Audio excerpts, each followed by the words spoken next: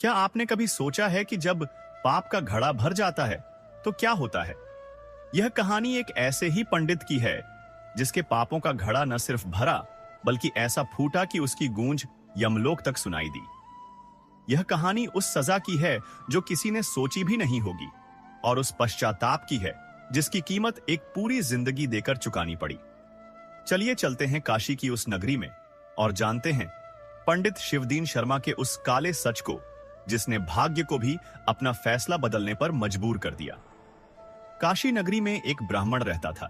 उसका नाम था पंडित शिवदीन शर्मा। देखने में तो वह बहुत ही धार्मिक और सच्चा इंसान लगता था। माथे पर बड़ा सा तिलक, गले में रुद्राक्ष की माला, हाथ में कमंडल और मुंह से हमेशा राम राम की रट। लोग उसे देखते ही हाथ जोड़ देते थे, सोचते थे कि कितना बड़ा धर्मात्मा है यह पंडित जी। लेकिन सच तो कुछ और ही था। शिवदीन का दिल काला था। वह एक नंबर का धोखेबाज और कपटी इंसान था। शिवदीन का काम ही यही था कि गांव गांव घूमे और लोगों को डराए। किसी से कहे कि तुम्हारे घर में भूत प्रेत का साया है, किसी से कहे कि तुम्हारे ऊपर शनि की 7.5 है, किसी से कहे कि तुम्हारी कुंडली में मंगल दोष है, और फिर कहे कि अगर तुम मेरे बताए अनुसार हवन पूजन करवा लो तो सब ठीक हो जाएगा। गरीब लोग डर जाते थे। वे सोचते थे कि पंडित जी तो बहुत बड़े ज्ञानी हैं, जो कह रहे हैं वो सच ही होगा, और फिर वे अपनी मेहनत की कमाई से पैसे जोड़कर शिवदीन को दे देते थे। शिवदीन छोटे छोटे हवन करवाता था, 2-4 लकड़ियां जलाता, कुछ मंत्र बड़बड़ाता और फिर मोटी रकम वसूल करता। लोग सोचते थे कि पंडित जी ने हमारा भला कर दिया, लेकिन असलियत में शिवदीन ने उनकी जेब काट ली होती थी। ऐसे ही धोखा देते देते शिवदीन ने बहुत सारा धन इकट्ठा कर लिया था। उसके पास 2 मंजिला पक्का मकान था, सोने चांदी के बर्तन थे, कई कट्ठा जमीन थी, लेकिन उसका लालच खत्म नहीं होता था। वह और भी पैसे चाहता था। शिवदीन की एक बेटी थी, उसका नाम था गंगा। गंगा बिल्कुल अपने पिता के उलट थी। वह बहुत ही सीधी सादी और दयालु लड़की थी। उसे गरीबों से बहुत प्यार था। जब भी कोई भिखारी उनके दरवाजे पर आता तो गंगा छुपकर उसे रोटी पानी दे देती थी। उसे अपने पिता के काम से बहुत शर्म आती थी। वह रोज देखती थी कि कैसे उसके पिता लोगों को ठगते हैं, कैसे गरीब लोग अपनी मेहनत की कमाई लेकर आते हैं और शिवदीन झूठे वादे करके उनके पैसे हड़प जाता है। गंगा कई बार अपने पिता से कहती थी कि यह गलत है, लेकिन शिवदीन उसे डांट देता था। वह कहता कि तू औरत है, तुझे क्या पता धर्म कर्म की बातें, तू चुपचाप अपने काम से काम रख। गंगा की मां यानी शिवदीन की पत्नी भी अपने पति से डरती थी। वह भी कुछ नहीं बोल पाती थी। घर में शिवदीन का ही राज था। वह जो कहता वही होता था। एक दिन की बात है, गंगा मंदिर गई थी। वहां एक गरीब लड़का भी आया था। उसका नाम था रामदीन। रामदीन एक साधारण मजदूर का बेटा था। वह रोज मंदिर में आकर भगवान की पूजा करता था। उसके पास ना तो अच्छे कपड़े थे, ना कोई धन दौलत, लेकिन उसका मन बहुत साफ था। वह मेहनत से काम करता था और भगवान में विश्वास रखता था। गंगा और रामदीन की पहली मुलाकात मंदिर में ही हुई। रामदीन भगवान को फूल चढ़ा रहा था। उसी समय गंगा भी वहां आई। उनकी नजरें मिली। दोनों शर्मा गए, लेकिन दोनों के मन में एक अजीब सी खुशी हुई। उसके बाद रोज ऐसे ही होने लगा। गंगा और रामदीन मंदिर में मिलते। धीरे धीरे वे एक दूसरे से बातें करने लगे। गंगा को रामदीन की सच्चाई और सादगी बहुत पसंद आई। रामदीन को गंगा की दयालुता और सरलता अच्छी लगी। कुछ महीनों में ही गंगा और रामदीन को एक दूसरे से प्यार हो गया, लेकिन दोनों जानते थे कि यह प्यार आसान नहीं होगा। गंगा एक धनी ब्राह्मण की बेटी थी और रामदीन एक गरीब मजदूर का बेटा। शिवदीन कभी भी इस रिश्ते को नहीं मानेगा, लेकिन प्यार में तो इंसान कुछ भी कर गुजरता है। रामदीन ने हिम्मत करके एक दिन गंगा से कहा कि मैं तुमसे शादी करना चाहता हूं। गंगा खुश हो गई, लेकिन साथ ही उसे अपने पिता का डर भी सता रहा था। फिर भी उसने रामदीन से कहा कि मैं भी तुमसे शादी करना चाहती हूं, लेकिन मेरे पिता कभी नहीं मानेंगे। रामदीन ने कहा कि कोई बात नहीं, मैं तुम्हारे पिता से बात करूंगा। मैं उन्हें समझाऊंगा कि मैं तुम्हें हमेशा खुश रखूंगा। रामदीन ने गंगा के घर जाने का फैसला किया। वह जानता था कि यह आसान नहीं होगा, लेकिन प्यार में सब कुछ दांव पर लगाना पड़ता है। एक दिन शाम को रामदीन शिवदीन के घर पहुंचा। उसने दरवाजा खटखटाया। शिवदीन ने दरवाजा खोला। उसने रामदीन को देखा। फटे पुराने कपड़े, धूल भरे पैर, काला कलूटा चेहरा। शिवदीन को गुस्सा आ गया। उसने पूछा कि कौन है तू और क्या चाहिए तुझे? रामदीन ने हाथ जोड़कर कहा कि पंडित जी, मेरा नाम रामदीन है, मैं आपसे कुछ बात करना चाहता हूं। शिवदीन ने कहा कि बोल, क्या बात है? रामदीन ने हिम्मत जुटाई और कहा कि पंडित जी, मैं आपकी बेटी गंगा से प्यार करता हूं, मैं उससे शादी करना चाहता हूं। यह सुनते ही शिवदीन का चेहरा लाल हो गया। उसकी आंखों में गुस्से की चिंगारियां उठने लगी। उसने जोर से चिल्लाया कि क्या बकवास कर रहा है तू? तू एक नीच कमीने मजदूर, और मेरी बेटी, तेरी हिम्मत कैसे हुई मेरी बेटी की तरफ आंख उठाने की? भाग यहां से, नहीं तो तुझे ठीक कर दूंगा। रामदीन ने फिर भी कोशिश की। उसने कहा कि पंडित जी, मैं गरीब जरूर हूं लेकिन मेहनती हूं, मैं आपकी बेटी को हमेशा खुश रखूंगा, मैं उसका ध्यान रखूंगा। लेकिन शिवदीन ने एक ना सुनी। उसने रामदीन को धक्का देकर बाहर निकाल दिया। उसने कहा कि अगर दोबारा मेरे घर के आसपास दिखा तो तेरी हड्डियां तोड़ दूंगा। रामदीन दुखी होकर वापस चला गया। उसे बहुत बुरा लगा, लेकिन उसने हार नहीं मानी। वह गंगा से मिलता रहा। दोनों छुपकर मिलते थे। दोनों एक दूसरे को ढांढस बंधाते थे। गंगा रोती थी और कहती थी कि मेरे पिता बहुत क्रूर हैं, वह कभी नहीं मानेंगे। रामदीन उसे समझाता था कि सब ठीक हो जाएगा, भगवान हमारी मदद करेंगे। लेकिन शिवदीन को पता चल गया था कि गंगा और रामदीन मिल रहे हैं। उसने अपनी बेटी पर नजर रखनी शुरू कर दी। एक दिन उसने गंगा को रामदीन के साथ बात करते हुए देख लिया। वह गुस्से से पागल हो गया। उसने घर आकर गंगा को बहुत मारा। उसने गंगा को कमरे में बंद कर दिया। उसने कहा कि अब तू इस कमरे से बाहर नहीं निकलेगी, मैं तेरी शादी जहां चाहूंगा वहां करूंगा। गंगा रोती रही। वह अपनी मां से गिड़गिड़ाई, लेकिन उसकी मां भी कुछ नहीं कर सकी। शिवदीन ने तय कर लिया था कि वह अपनी बेटी की शादी किसी धनी घर में करेगा। उसने शहर में एक सेठ के लड़के को चुना। सेठ का नाम था मोतीलाल। मोतीलाल बहुत अमीर था। उसके पास बहुत सारी जमीन जायदाद थी। लेकिन मोतीलाल का लड़का बहुत बुरा था। उसका नाम था मुकुंद। मुकुंद शराब पीता था, जुआ खेलता था, औरतों को तंग करता था। शहर में सब जानते थे कि मुकुंद एक निकम्मा और बदमाश लड़का है। लेकिन शिवदीन को इससे कोई फर्क नहीं पड़ता था। उसे तो बस पैसा चाहिए था। मोतीलाल ने शिवदीन को बहुत सारा दहेज देने का वादा किया। सोने के गहने, चांदी के बर्तन, नगद रुपए।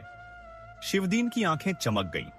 उसने मुकुंद से गंगा की शादी तय कर दी।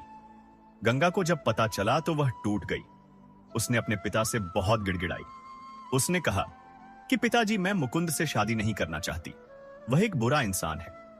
मैं रामदीन से प्यार करती हूं, कृपया मेरी बात सुन लीजिए। लेकिन शिवदीन ने एक नहीं सुनी। उसने गंगा को थप्पड़ मारा और कहा कि चुप रह, तू औरत है, तुझे शादी वहीं करनी है जहां मैं कहूं, तेरी कोई मर्जी नहीं चलेगी। मैं तेरा पिता हूं, मैं जो कहूंगा वो तुझे मानना होगा। गंगा की मां भी बीच में आई। उसने अपने पति से कहा कि मुकुंद बहुत बुरा लड़का है, हमारी बेटी की जिंदगी बर्बाद हो जाएगी। लेकिन शिवदीन ने अपनी पत्नी को भी डांट दिया। उसने कहा कि तू भी चुप रह, तुझे भी कुछ नहीं पता, मैं जो कर रहा हूं सही कर रहा हूं। मुकुंद का बाप बहुत अमीर है, हमें बहुत सारा दहेज मिलेगा, हमारी इज्जत बढ़ेगी। शिवदीन को बस पैसे की पड़ी थी। उसे अपनी बेटी की खुशी से कोई मतलब नहीं था।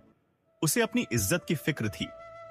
वह सोचता था कि अगर उसकी बेटी की शादी एक अमीर घर में हो जाएगी तो समाज में उसका मान बढ़ेगा, लोग उसे और भी ज्यादा इज्जत देंगे और फिर उसका धंधा भी और अच्छा चलेगा। शादी की तारीख तय हो गई। 15 दिन बाद गंगा की शादी मुकुंद से होनी थी। गंगा रोज रोती थी। वह रामदीन से मिलना चाहती थी, लेकिन शिवदीन ने उसे घर में बंद कर रखा था। उसने कमरे के बाहर एक नौकर को खड़ा कर दिया था। गंगा बाहर नहीं निकल सकती थी। रामदीन को भी पता चल गया कि गंगा की शादी तय हो गई है। वह बहुत दुखी हुआ। उसने कोशिश की कि किसी तरह गंगा से मिल सके, लेकिन शिवदीन के नौकर उसे घर के पास भी नहीं आने देते थे। रामदीन परेशान हो गया। वह नहीं जानता था कि क्या करे। वह रोज मंदिर जाता और भगवान से प्रार्थना करता कि कोई रास्ता निकाले, लेकिन कोई रास्ता नहीं निकला। दिन बीतते गए। शादी की तैयारियां होने लगीं। शिवदीन ने बहुत बड़ी शादी की तैयारी की। उसने पूरे शहर को न्योता दिया। उसने कहा कि मेरी बेटी की शादी बहुत धूमधाम से होगी। सब लोग देखेंगे कि पंडित शिवदीन कितना बड़ा आदमी है। शादी का दिन आ गया। गंगा को तैयार किया गया। उसे लाल रंग की साड़ी पहनाई गई, गहने पहनाए गए, श्रृंगार किया गया। लेकिन गंगा की आंखों में कोई खुशी नहीं थी। वह रो रही थी। उसकी मां भी रो रही थी, लेकिन कोई कुछ नहीं कर सकता था। बारात आई। मुकुंद घोड़े पर बैठा था। वह नशे में धुत था। उसकी आंखें लाल थीं।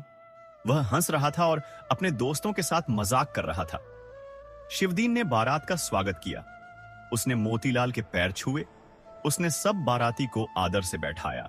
शादी की रस्में शुरू हुई। पंडित मंत्र पढ़ने लगे। गंगा को मंडप में बैठाया गया। मुकुंद भी आकर बैठ गया। फेरे शुरू हुए। एक फेरा हुआ, दूसरा फेरा हुआ, तीसरा फेरा हुआ, चौथा फेरा हुआ, पांचवा फेरा हुआ, छठा फेरा हुआ और फिर सातवां फेरा भी हो गया। गंगा की शादी हो गई। गंगा के आंसू नहीं रुक रहे थे। वह सोच रही थी कि मेरी जिंदगी बर्बाद हो गई। मैं रामदीन से प्यार करती थी, लेकिन मेरे पिता ने मेरी जिंदगी से खिलवाड़ कर दिया। अब मुझे इस बुरे इंसान के साथ जिंदगी बितानी होगी। रामदीन भी दूर से यह सब देख रहा था। वह भी रो रहा था। उसने देखा कि गंगा की शादी हो गई। उसका दिल टूट गया। वह वापस चला गया। उसने सोचा कि अब सब खत्म हो गया। गंगा अब किसी और की हो गई। शादी के बाद विदाई की रस्म हुई। गंगा को विदा किया गया। उसकी मां बहुत रोई। गंगा भी रोती रही। लेकिन शिवदीन खुश था। उसे बहुत सारा दहेज मिल गया था। सोने के गहने, चांदी के बर्तन, नगद रुपए।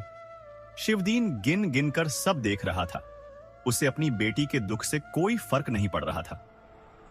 गंगा मुकुंद के घर पहुंची। वहां की जिंदगी बहुत मुश्किल थी। मुकुंद एक बहुत बुरा इंसान था। वह गंगा को बहुत तंग करता था। वह रोज शराब पीकर आता और गंगा को मारता। वह उसे गालियां देता। वह उसे अपनी नौकरानी समझता था। गंगा से दिन भर काम करवाता और खुद मौज मस्ती करता। गंगा की सास भी बहुत बुरी थी। वह भी गंगा को तंग करती थी। वह कहती थी कि तू क्या समझती है अपने को? तेरे बाप ने हमें दहेज में क्या दिया? कुछ भी नहीं। अब तू मेहनत कर और इस घर को संभाल। गंगा की जिंदगी नरक बन गई। वह रोज रोती थी। वह रामदीन को याद करती थी। वह सोचती थी कि काश मेरे पिता ने मेरी बात सुनी होती। काश मैं रामदीन से शादी कर पाती। मेरी जिंदगी कितनी खुशहाल होती। लेकिन अब कुछ नहीं हो सकता था। गंगा को अपनी किस्मत पर रोना था। वह रोज भगवान से प्रार्थना करती थी कि हे भगवान, मुझे इस दुख से छुटकारा दिलाओ। लेकिन कोई जवाब नहीं मिलता था। इधर शिवदीन अपनी जिंदगी में मस्त था। उसे अपनी बेटी के दुख की कोई चिंता नहीं थी। वह पहले की तरह ही लोगों को ठगता रहा। छोटे छोटे हवन करवाता और मोटी रकम वसूलता। उसका धंधा और भी अच्छा चल रहा था, क्योंकि अब वह कहता था कि मेरी बेटी की शादी सेठ के घर में हुई है। मैं कितना बड़ा आदमी हूं। लेकिन भगवान सब देख रहे थे। भगवान को शिवदीन के सारे कर्म पता थे। भगवान जानते थे कि शिवदीन कितना बड़ा पापी है। उसने कितने लोगों को ठगा है। उसने अपनी बेटी की जिंदगी बर्बाद की है और अब उसके पापों का घड़ा भर रहा था। एक दिन की बात है। शिवदीन एक गांव में गया था। वहां एक अमीर किसान रहता था। उसके खेतों में अच्छी फसल नहीं हो रही थी। किसान परेशान था। शिवदीन ने उसे देखा और कहा कि तुम्हारे खेत में भूत का साया है। अगर तुम मेरे बताए अनुसार हवन करवा लो तो फसल अच्छी होगी। किसान मान गया। शिवदीन ने हवन की तैयारी की। उसने किसान से बहुत सारे पैसे लिए। फिर उसने एक छोटा सा हवन किया, कुछ मंत्र पढ़े और चला गया। किसान खुश था कि अब उसकी फसल अच्छी होगी। लेकिन हवन के कुछ दिनों बाद एक अजीब बात हुई। शिवदीन अपने घर से बाजार जा रहा था। रास्ते में एक पागल कुत्ता आया। वह कुत्ता शिवदीन को देखकर भौंकने लगा। शिवदीन डर गया। उसने कुत्ते को डंडे से मारने की कोशिश की, लेकिन कुत्ता और भी गुस्से में आ गया। वह शिवदीन पर झपट पड़ा। कुत्ते ने शिवदीन को काट लिया। शिवदीन चिल्लाने लगा। लोग दौड़े आए। उन्होंने कुत्ते को भगाया। शिवदीन को घर ले जाया गया। उसके पैर और हाथ में कुत्ते के काटने के निशान थे। खून बह रहा था। शिवदीन की पत्नी ने घाव पर पट्टी बांधी, लेकिन वह कुत्ता पागल था। उसे रेबीज था। रेबीज एक खतरनाक बीमारी है। अगर पागल कुत्ता काट ले तो इंसान की जान जा सकती है। शिवदीन को पहले तो कुछ नहीं हुआ, लेकिन कुछ दिनों बाद उसे बुखार आने लगा। उसका सिर दुखने लगा। उसे उल्टी होने लगी। वैद्य को बुलाया गया। वैद्य ने देखा और कहा कि यह रेबीज की बीमारी है। यह बहुत खतरनाक है। जल्दी से शहर के बड़े हकीम को दिखाओ। शिवदीन को शहर ले जाया गया। हकीम ने उसे देखा। हकीम ने कहा कि अब कुछ नहीं हो सकता। रेबीज की बीमारी बहुत आगे बढ़ गई है। कुछ दिनों में ही मौत हो जाएगी। यह सुनकर शिवदीन बहुत डर गया। उसने सोचा नहीं था कि उसकी मौत इतनी जल्दी आ जाएगी। वह घबरा गया। उसने हकीम से कहा कि कुछ करो, मुझे बचा लो। मेरे पास बहुत सारा धन है, मैं तुम्हें जो चाहिए दूंगा। लेकिन हकीम ने कहा कि अब कुछ नहीं हो सकता, तुम्हें बस कुछ दिन ही बचे हैं। शिवदीन को घर ले जाया गया। उसकी हालत बिगड़ती गई। उसे पानी से डर लगने लगा। यह रेबीज की निशानी है। उसे बहुत तेज बुखार था। वह बेहोश होने लगा। उसकी पत्नी उसके पास बैठी रोती रही। गंगा को भी खबर हुई कि उसके पिता की तबीयत बहुत खराब है। वह अपने पिता को देखने आई। जब उसने अपने पिता को इस हालत में देखा तो उसे बहुत दुख हुआ। भले ही शिवदीन ने उसकी जिंदगी बर्बाद की थी, लेकिन वह फिर भी उसका पिता था। गंगा उसके पास बैठ गई और उसका हाथ पकड़ लिया। शिवदीन की आंखें खुली। उसने गंगा को देखा। उसे अपनी बेटी की बर्बाद जिंदगी याद आई। उसे पछतावा होने लगा। लेकिन अब बहुत देर हो चुकी थी। वह कुछ बोल नहीं पा रहा था। बस उसकी आंखों से आंसू बह रहे थे। कुछ घंटों में ही शिवदीन की मौत हो गई। उसकी आखिरी सांसें बहुत कष्ट से निकली। उसका पूरा शरीर तड़प रहा था और फिर सब खत्म हो गया। शिवदीन मर गया। घर में रोना पीटना शुरू हो गया। शिवदीन की पत्नी चिल्ला चिल्लाकर रोने लगी। गंगा भी रोने लगी। पड़ोसी और रिश्तेदार आ गए। सबने शिवदीन की मौत पर दुख जताया। शिवदीन का अंतिम संस्कार किया गया। उसकी चिता को आग दी गई। उसके शरीर की राख हो गई। लेकिन उसकी आत्मा का क्या हुआ, यह तो अब यमलोक में तय होना था।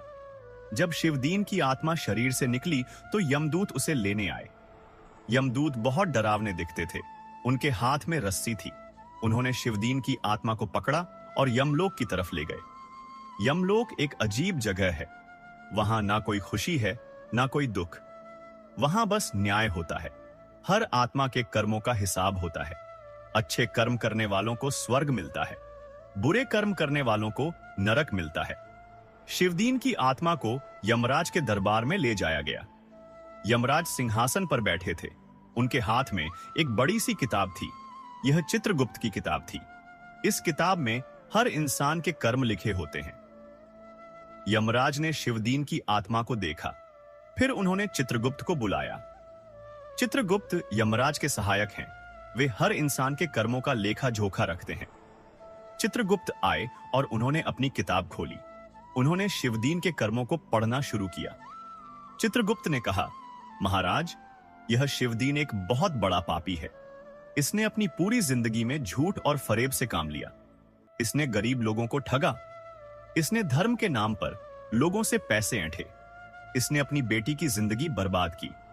इसने कभी किसी गरीब की मदद नहीं की। इसने कभी सच्चे मन से भगवान की पूजा नहीं की। इसके पास धन था, लेकिन कभी दान नहीं किया। यह एक कपटी इंसान था। यमराज ने शिवदीन की आत्मा की तरफ देखा। उन्होंने कहा, शिवदीन, तुमने अपनी जिंदगी में बहुत बुरे काम किए। तुमने धर्म का नाम लेकर लोगों को ठगा। तुमने अपनी बेटी के साथ अन्याय किया। तुम्हारे पास इतना धन था, लेकिन तुमने कभी किसी गरीब की मदद नहीं की। अब तुम्हें अपने कर्मों का फल भुगतना होगा। शिवदीन की आत्मा कांप गई। उसे अपने सारे पाप याद आ गए। उसे पता था कि अब उसे बहुत बड़ी सजा मिलेगी। उसने यमराज से गिड़गिड़ाना शुरू किया। उसने कहा, महाराज, मुझे माफ कर दीजिए। मैंने बहुत गलतियां की। मुझे एक मौका और दीजिए, मैं सुधर जाऊंगा। लेकिन यमराज ने कहा, नहीं शिवदीन, यहां माफी नहीं मिलती। यहां सिर्फ न्याय होता है। तुमने जो किया उसका फल तुम्हें भुगतना ही होगा। लेकिन मैं तुम्हें एक मौका दूंगा। मैं तुम्हें फिर से धरती पर भेजूंगा। तुम्हारा फिर से जन्म होगा। लेकिन इस बार तुम्हारी जिंदगी वैसी ही होगी जैसी तुमने अपनी बेटी की बनाई थी। यमराज ने चित्रगुप्त से कहा कि इस आत्मा को एक गरीब घर में भेजो और इसे अपाहिज बनाकर भेजो। जिस तरह इसने अपनी बेटी की जिंदगी को अपाहिज बना दिया था, उसी तरह यह भी अपने अगले जन्म में अपाहिज रहेगा। इसे वो सब दुख भोगने होंगे जो इसकी बेटी ने भोगे। शिवदीन की आत्मा रोने लगी, लेकिन कोई फायदा नहीं था। यमराज का फैसला अंतिम था, उसे बदला नहीं जा सकता था। शिवदीन की आत्मा को फिर से धरती पर भेज दिया गया। कुछ महीनों बाद एक गांव में एक बच्चे का जन्म हुआ। यह बच्चा शिवदीन की आत्मा था। वह एक बहुत गरीब परिवार में पैदा हुआ था। उसके पिता एक मजदूर थे। उसकी मां एक साधारण गृहिणी थी। उनके पास ना तो ठीक से रहने को घर था, ना खाने को अच्छा खाना। लेकिन असली मुसीबत तो यह थी कि वह बच्चा जन्म से ही अपाहिज था। उसके दोनों पैर काम नहीं करते थे। वह चल नहीं सकता था। उसे हमेशा किसी के सहारे की जरूरत थी। बच्चे की मां बहुत रोई। उसने कहा, भगवान, यह क्या हो गया? हमारा बच्चा तो अपाहिज है, कैसे जिएगा यह? बच्चे के पिता भी बहुत दुखी हुए, लेकिन वे क्या कर सकते थे? यह तो भगवान की मर्जी थी। बच्चे का नाम रखा गया राजू। राजू बड़ा होने लगा, लेकिन उसके पैर फिर भी काम नहीं करते थे। उसके माता पिता ने बहुत कोशिश की। वे उसे वैद्य के पास ले गए, हकीम के पास ले गए, लेकिन कोई इलाज काम नहीं आया। राजू हमेशा के लिए अपाहिज रह गया। राजू का बचपन बहुत मुश्किल में गुजरा। दूसरे बच्चे खेलते थे, दौड़ते थे, कूदते थे, लेकिन राजू बस बैठा रहता था। वह दूसरे बच्चों को देखता रहता और मन ही मन रोता था। उसे बहुत बुरा लगता था कि वह भी क्यों नहीं चल सकता। दूसरे बच्चे राजू का मजाक उड़ाते थे। वे उसे लंगड़ा कहते थे। वे उसे परेशान करते थे। राजू रोता था और अपनी मां के पास चला जाता था। उसकी मां उसे चुप कराती थी और कहती थी कि बेटा परेशान मत हो, भगवान सब ठीक कर देंगे। लेकिन भगवान कुछ नहीं कर रहे थे। राजू की जिंदगी वैसी ही मुश्किल बनी रही। जैसे जैसे वह बड़ा होता गया, उसके दुख भी बढ़ते गए। उसे समझ आने लगा कि उसकी जिंदगी कितनी मुश्किल है। वह कभी भी सामान्य जिंदगी नहीं जी पाएगा। राजू के पिता बहुत मेहनत करते थे। वे दिन भर मजदूरी करते थे, लेकिन फिर भी घर में पैसे की बहुत कमी रहती थी। राजू का इलाज करवाने में बहुत पैसे खर्च हो गए थे। अब घर में कुछ भी नहीं बचा था। राजू जब 15 साल का हुआ तो उसे एहसास हुआ कि वह अपने माता पिता पर बोझ है। उसे बहुत बुरा लगा। वह सोचता था कि काश मैं भी चल पाता, मैं भी काम कर पाता, मैं भी अपने माता पिता की मदद कर पाता। लेकिन वह कुछ नहीं कर सकता था। एक दिन राजू ने अपनी मां से कहा कि मां, मैं तुम पर बोझ हूं, मुझे माफ करना। मेरी वजह से तुम्हें और पिताजी को बहुत तकलीफ होती है। राजू की मां रो पड़ी। उसने राजू को गले लगाया और कहा कि बेटा, ऐसा मत कहो। तुम हमारे लिए बोझ नहीं हो, तुम हमारे बेटे हो। हम तुमसे बहुत प्यार करते हैं। लेकिन राजू को शांति नहीं मिली। वह अपने आप को बहुत बेकार महसूस करता था। वह रोज सोचता था कि मैं किस काम का हूं, मैं तो कुछ भी नहीं कर सकता। राजू के गांव में एक मंदिर था। राजू रोज उस मंदिर में जाता था। उसकी मां उसे वहां ले जाती थी। राजू भगवान के सामने बैठता था और रोता था। वह भगवान से कहता था कि हे भगवान, मुझे क्यों इतना दुख दिया? मैंने क्या गलत किया था? क्यों मुझे अपाहिज बनाया? लेकिन भगवान कोई जवाब नहीं देते थे। राजू को कुछ समझ नहीं आता था। वह बस दुखी रहता था। समय बीतता गया। राजू अब 20 साल का हो गया था। वह अभी भी अपाहिज था, अभी भी चल नहीं सकता था। उसकी जिंदगी वैसी ही थी, कोई बदलाव नहीं था। एक दिन मंदिर में एक साधु आए। वे बहुत बूढ़े थे। उनकी लंबी सफेद दाढ़ी थी। वे बहुत शांत और ज्ञानी दिखते थे। राजू उन्हें देख रहा था। साधु ने भी राजू को देखा। वे राजू के पास आए और बोले, बेटा, तुम बहुत दुखी दिखते हो, क्या बात है? राजू ने साधु को अपनी पूरी कहानी सुनाई। उसने बताया कि वह जन्म से अपाहिज है। उसकी जिंदगी कितनी मुश्किल है, कैसे लोग उसका मजाक उड़ाते हैं, कैसे वह अपने माता पिता पर बोझ है। साधु ने राजू की बात ध्यान से सुनी। फिर उन्होंने राजू से कहा, बेटा, यह सब तुम्हारे पिछले जन्म के कर्मों का फल है। तुमने पिछले जन्म में बहुत बुरे कर्म किए थे, इसलिए इस जन्म में तुम्हें इतना दुख मिल रहा है। राजू चौंक गया। उसने कहा, लेकिन महाराज, मुझे तो कुछ याद नहीं, मैंने क्या किया था पिछले जन्म में। साधु ने कहा, बेटा, इंसान को अपने पिछले जन्म की बातें याद नहीं रहती, लेकिन भगवान सब याद रखते हैं। तुम्हारे कर्म तुम्हारा पीछा करते हैं, जो बोओगे वही काटोगे, यह प्रकृति का नियम है। राजू ने कहा, तो क्या मेरी जिंदगी हमेशा ऐसी ही रहेगी? क्या मुझे कभी सुख नहीं मिलेगा?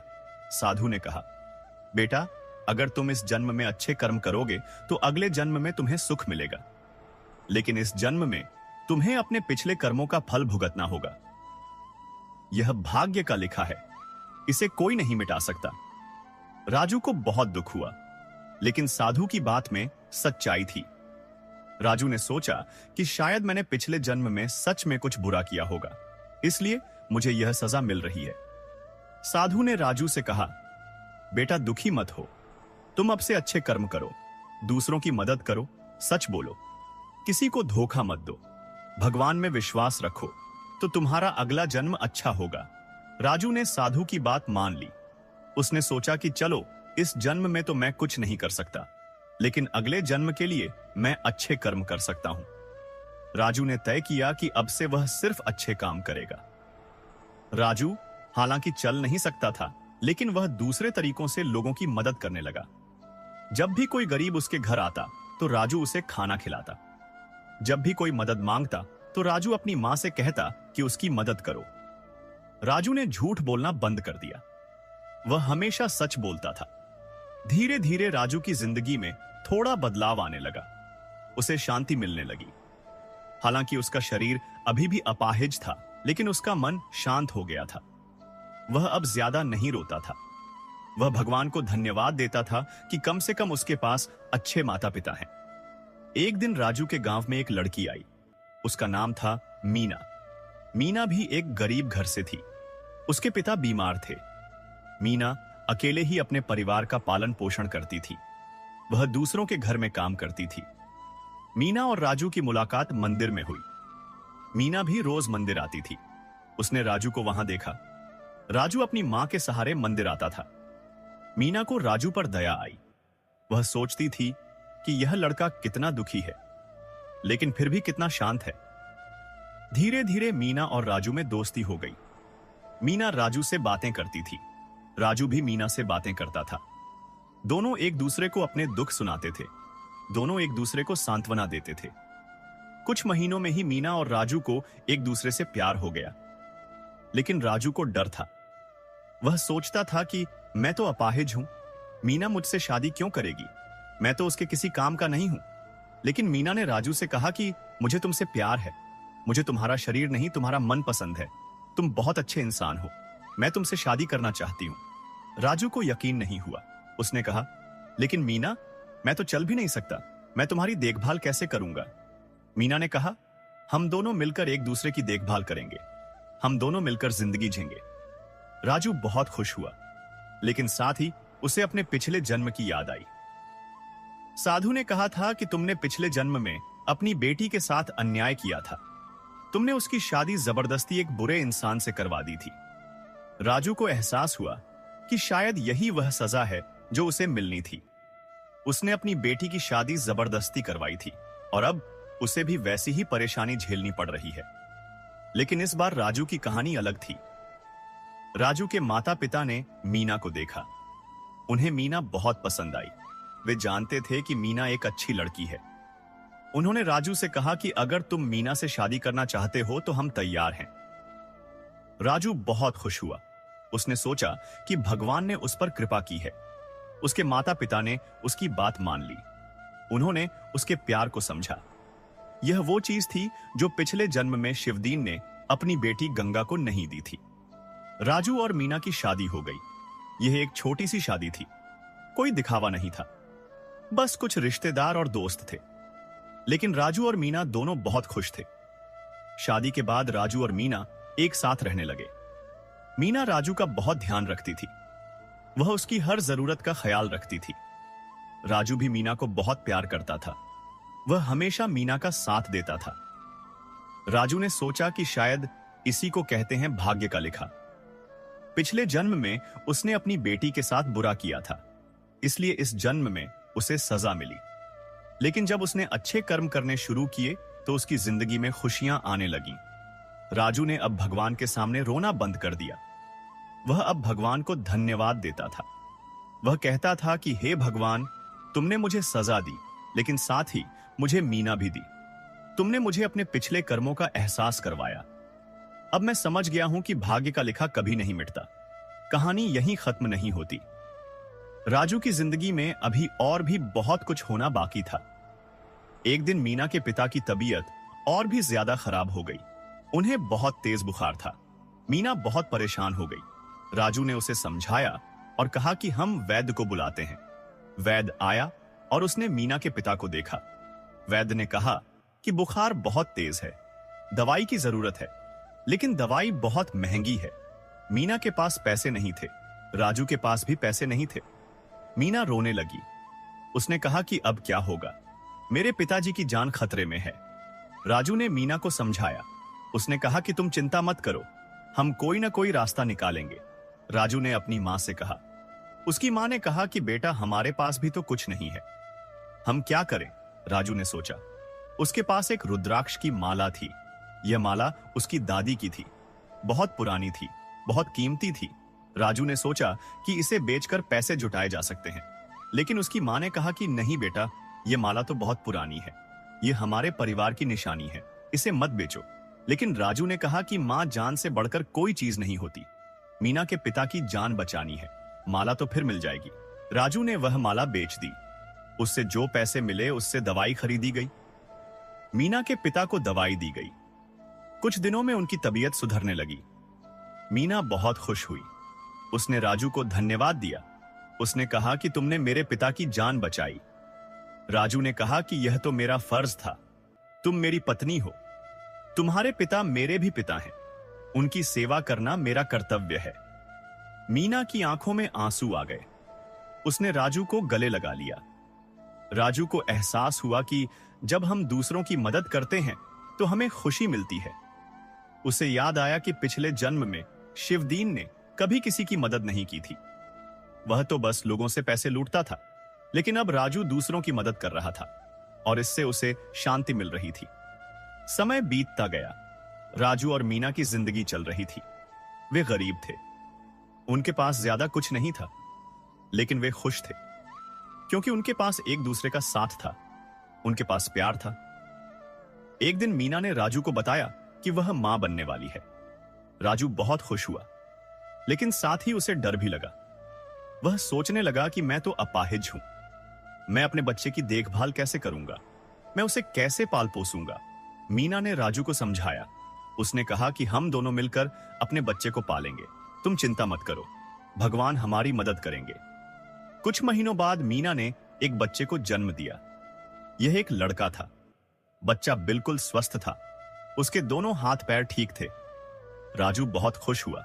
उसने भगवान को धन्यवाद दिया कि उसके बच्चे को अपाहिज नहीं बनाया। राजू ने अपने बेटे का नाम रखा हरि। हरि एक सुंदर बच्चा था। राजू और मीना उसे बहुत प्यार करते थे। राजू हालांकि चल नहीं सकता था, लेकिन वह अपने बेटे की बहुत देखभाल करता था। वह हरि को गोद में लेता, उसे प्यार करता, उससे बातें करता। हरि बड़ा होने लगा। जब वह चलने लगा तो राजू को बहुत खुशी हुई। उसने देखा कि उसका बेटा दौड़ता है, खेलता है। राजू को लगा कि भगवान ने उस पर कृपा की है, उसका बेटा स्वस्थ है। लेकिन राजू ने तय किया कि वह अपने बेटे को सही संस्कार देगा। वह उसे सच्चाई का रास्ता दिखाएगा।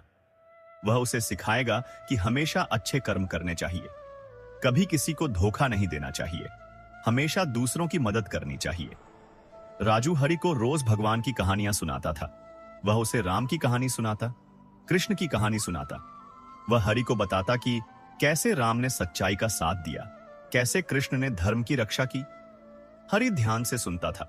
उसे ये कहानियां बहुत पसंद थीं। हरि बड़ा होकर एक अच्छा लड़का बन गया। वह सबकी मदद करता था। वह झूठ नहीं बोलता था। वह अपने माता पिता की सेवा करता था। गांव के लोग हरि की बहुत तारीफ करते थे। वे कहते थे कि राजू ने अपने बेटे को बहुत अच्छे संस्कार दिए हैं। राजू को यह सुनकर बहुत खुशी होती थी।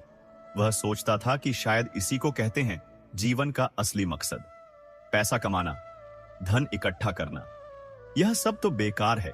असली चीज है अच्छे संस्कार देना, अच्छे कर्म करना। एक दिन राजू बहुत बीमार पड़ गया। उसे तेज बुखार आया, सांस लेने में तकलीफ होने लगी। वैद्य को बुलाया गया। वैद्य ने कहा कि राजू की तबीयत बहुत खराब है, शायद ज्यादा दिन नहीं बचे। मीना और हरी बहुत रोने लगे। राजू ने उन्हें समझाया। उसने कहा कि रो मत, मौत तो सबको आनी है, यह प्रकृति का नियम है। मैंने अपनी जिंदगी अच्छे से जी, अब मुझे कोई पछतावा नहीं है। राजू ने हरी को अपने पास बुलाया। उसने कहा कि बेटा मैं जा रहा हूं, लेकिन तुम्हें एक बात बताना चाहता हूं। हमेशा अच्छे कर्म करना, कभी किसी को धोखा मत देना, हमेशा सच बोलना, दूसरों की मदद करना, यही जीवन का असली मकसद है। हरी रो रहा था। उसने कहा कि पिताजी मत जाइए, मुझे अकेला मत छोड़िए। राजू ने कहा कि बेटा मैं तुम्हें अकेला नहीं छोड़ रहा, तुम्हारे पास तुम्हारी मां है और भगवान हमेशा तुम्हारे साथ हैं। तुम मजबूत बनो, अपनी मां का ध्यान रखना। राजू ने मीना की तरफ देखा। उसने कहा कि मीना तुमने मेरी बहुत सेवा की, मैं तुम्हारा बहुत शुक्रगुजार हूं। तुमने मुझ जैसे अपाहिज आदमी को प्यार दिया, मुझे सम्मान दिया, मैं तुम्हें कभी नहीं भूलूंगा। मीना रो रही थी। उसने राजू का हाथ पकड़ रखा था। राजू की सांसें धीमी होती जा रही थीं। उसकी आंखें बंद होने लगीं और फिर कुछ ही पलों में राजू की मौत हो गई। घर में फिर से रोना पीटना शुरू हो गया। मीना और हरी बहुत रोए। राजू का अंतिम संस्कार किया गया। उसकी चिता को आग दी गई। जब राजू की आत्मा शरीर से निकली तो यमदूत फिर से आए। उन्होंने राजू की आत्मा को पकड़ा और यमलोक की तरफ ले गए। राजू की आत्मा फिर से यमराज के सामने पहुंची। यमराज ने राजू की आत्मा को देखा। उन्होंने चित्रगुप्त को बुलाया। चित्रगुप्त ने अपनी किताब खोली। उन्होंने राजू के कर्मों को पढ़ा। चित्रगुप्त ने कहा, महाराज इस बार यह आत्मा बहुत अच्छे कर्म करके आई है। इसने अपने पिछले जन्म के पापों का प्रायश्चित कर लिया। इसने गरीबों की मदद की, इसने सच बोला, इसने अपने परिवार की सेवा की, इसने अपने बेटे को अच्छे संस्कार दिए। यह एक अच्छा इंसान बन गया। यमराज मुस्कुराए। उन्होंने राजू की आत्मा से कहा, शिवदीन, तुमने अपने पिछले जन्म में बहुत बुरे कर्म किए थे, इसलिए तुम्हें इस जन्म में सजा मिली। तुम्हें अपाहिज बनाकर भेजा गया। तुम्हें वे सब दुख दिए गए जो तुमने अपनी बेटी गंगा को दिए थे। लेकिन तुमने इस जन्म में अच्छे कर्म किए। तुमने दूसरों की मदद की, तुमने सच्चाई का साथ दिया, तुमने अपने परिवार से प्यार किया, इसलिए अब तुम्हारे पाप धुल गए हैं। अब तुम मुक्त हो। राजू की आत्मा को बहुत शांति मिली। उसे अपने पिछले जन्म की सब बातें याद आ गईं।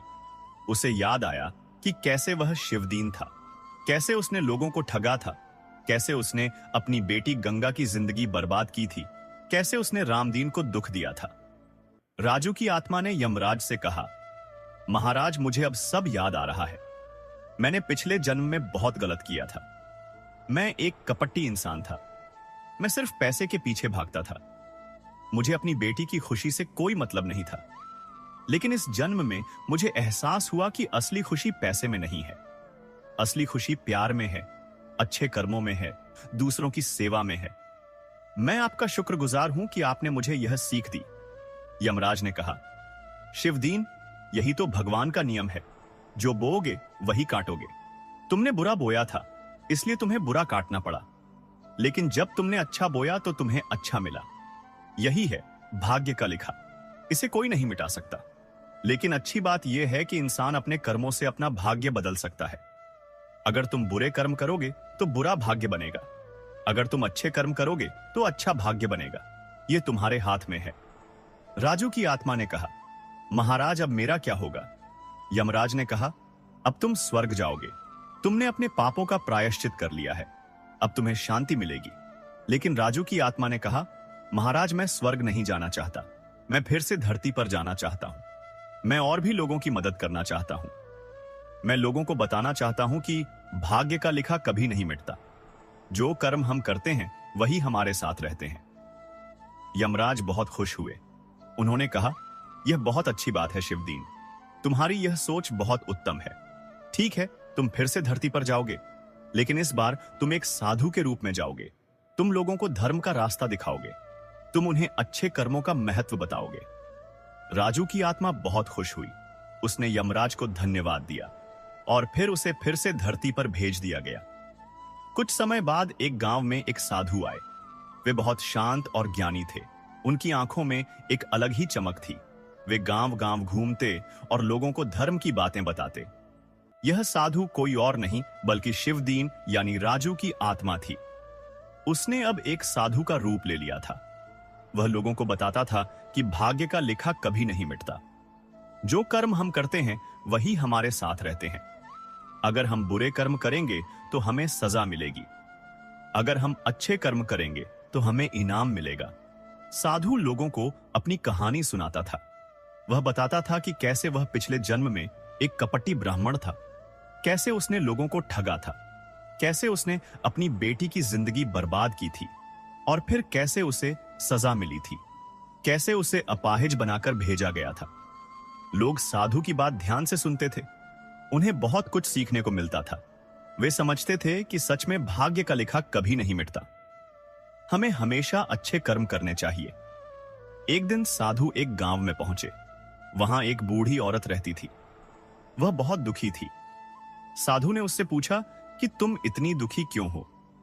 बूढ़ी औरत ने कहा कि महाराज, मेरी जिंदगी बहुत मुश्किल रही है।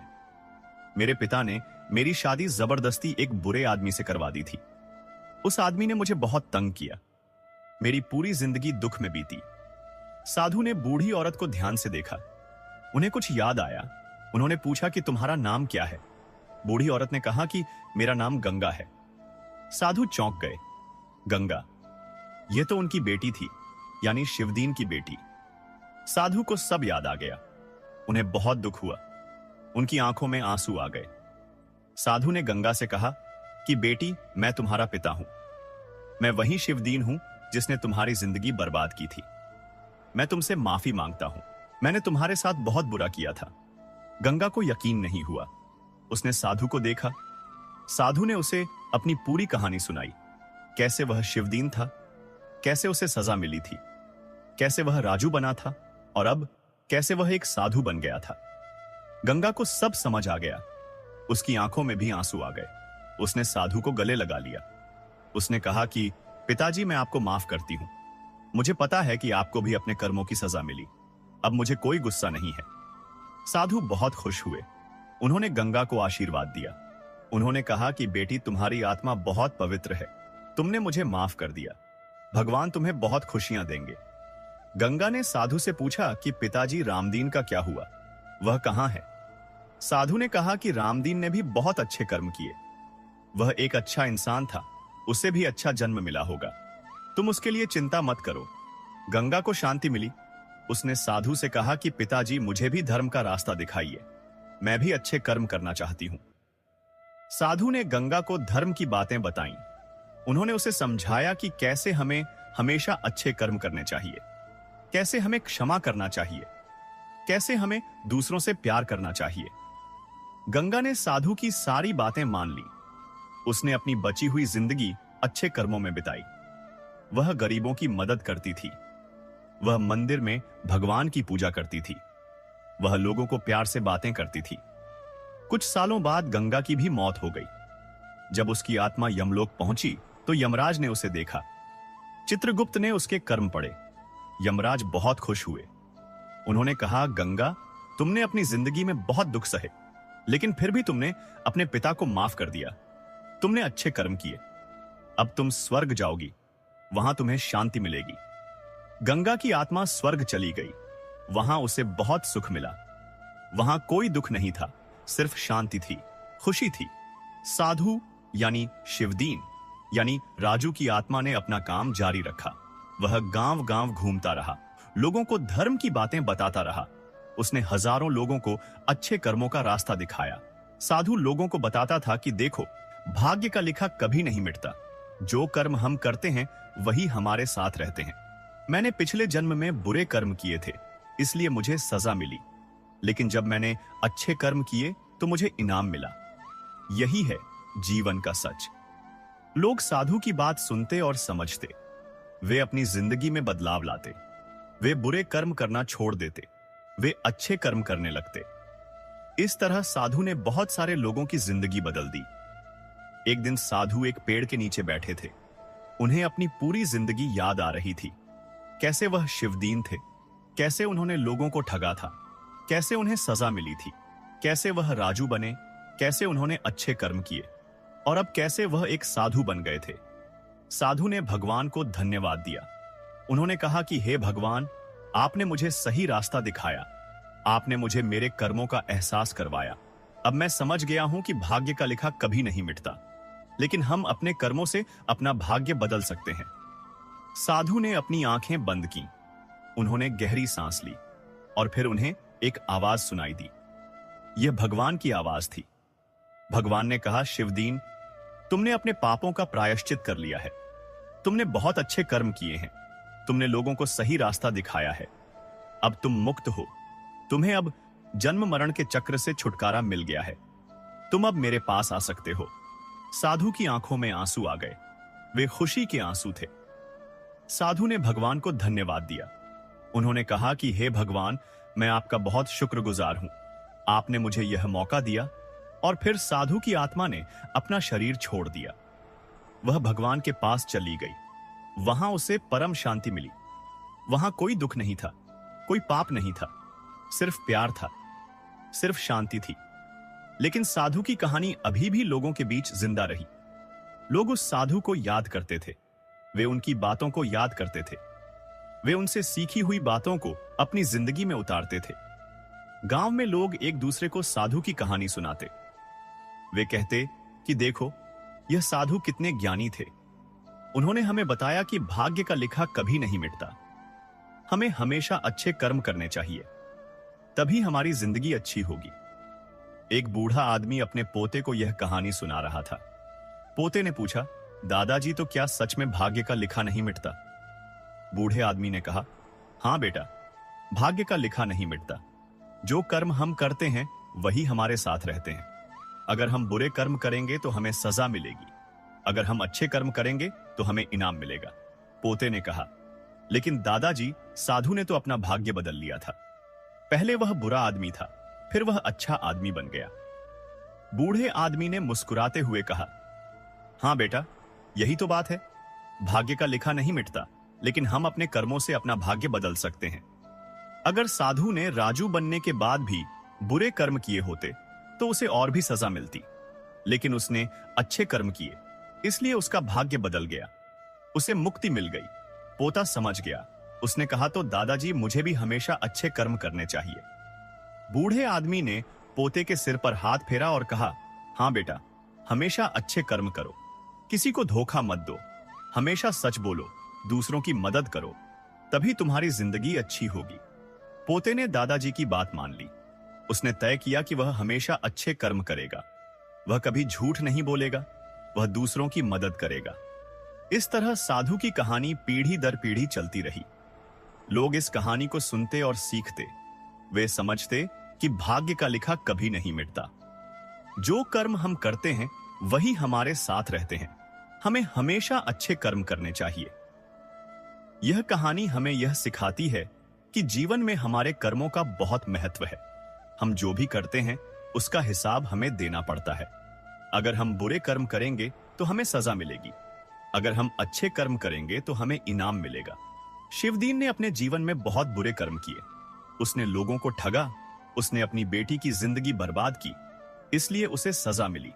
उसे अपाहिज बनाकर भेजा गया। उसे वे सब दुख दिए गए जो उसने दूसरों को दिए थे। लेकिन जब राजू ने अच्छे कर्म करने शुरू किए तो उसकी जिंदगी में बदलाव आने लगा। उसे मीना मिली, उसे एक अच्छा परिवार मिला, उसे शांति मिली और आखिर में उसे मुक्ति मिल गई। यह कहानी हमें यह भी सिखाती है कि कभी भी हार नहीं माननी चाहिए।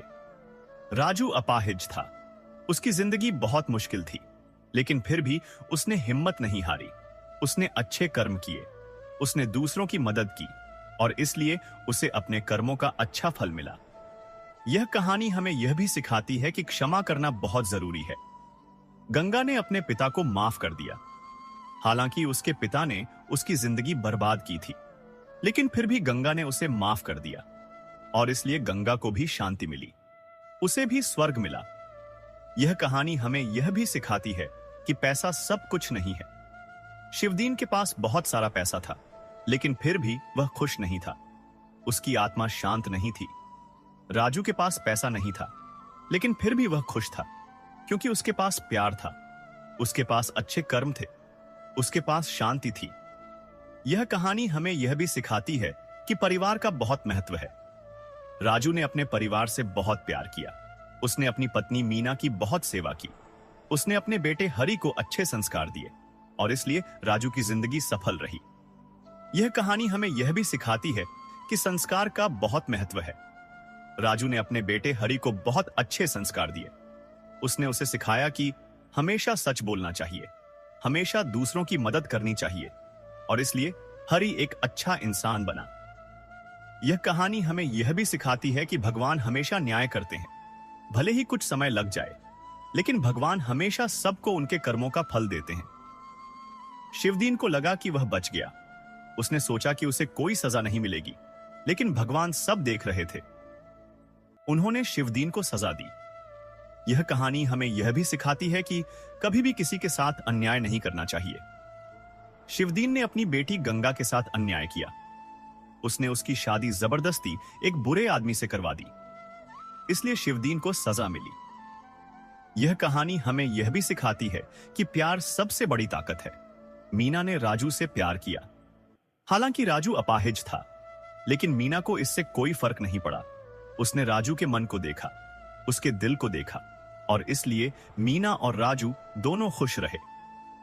यह कहानी हमें यह भी सिखाती है कि हमें हमेशा भगवान पर विश्वास रखना चाहिए। राजू मुश्किल समय में भी भगवान पर विश्वास रखता रहा।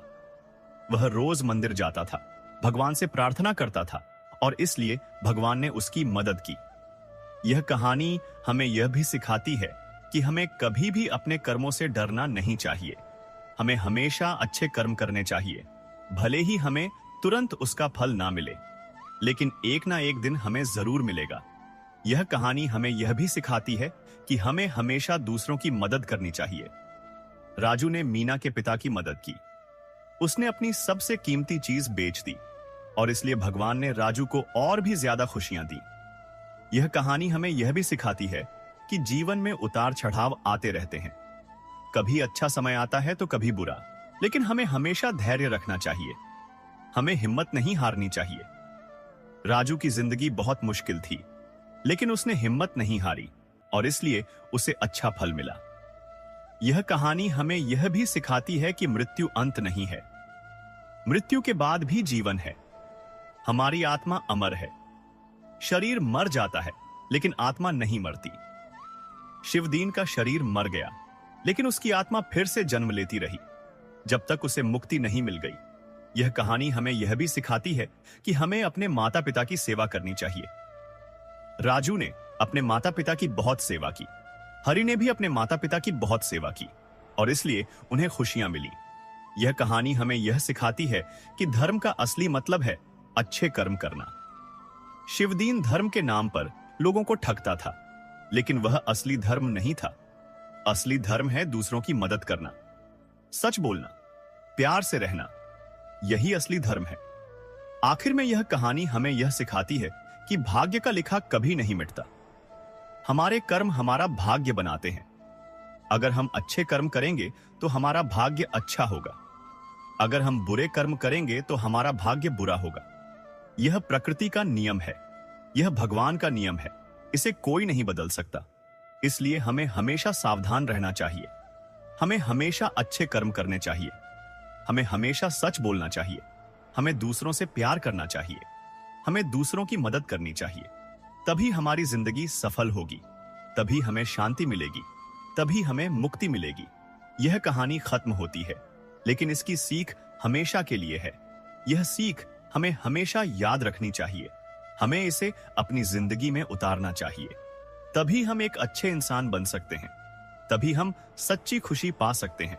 भगवान सबका भला करें, सबको सद्बुद्धि दें, सबको अच्छे कर्म करने की शक्ति दें। यही प्रार्थना है।